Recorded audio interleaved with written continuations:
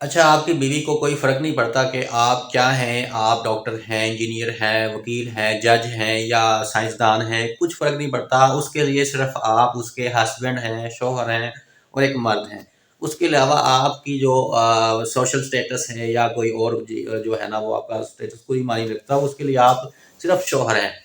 تو اسی طرح جو ہے نا 2015 کی ایک مثال میں آپ کو دیتا ہوں۔ 2015 میں ایک ترک جو ہے نا ایک ترک سائنسدان کو نوبل انعام ملا۔ نوبل انعام یافتہ ہونے کے بعد جو ہے نا اس کی بیوی نے ایک دن اس کو کہا کہ عزیز، بالٹی میں جو ہے نا وہ کچرا پڑا ہے، اس کو باہر جو ہے نا اس کو ڈسٹ بین میں ڈالا ہے۔ تو اس نے کہا بیگم میں عام انسان نہیں ہوں، میں نوبل انعام یافتہ سائنسدان ہوں۔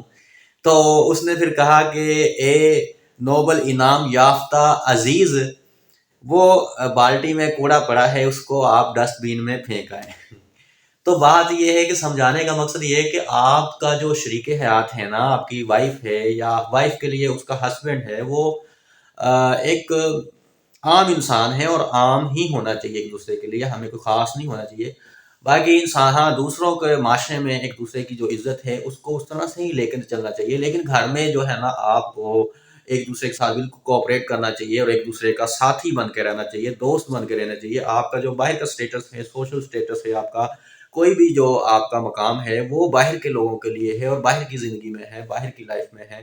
اور اس طرح جو ہے نا آپ کو یہ جو ہے نا رشتہ نبھانا چاہیے۔ اور شکریہ۔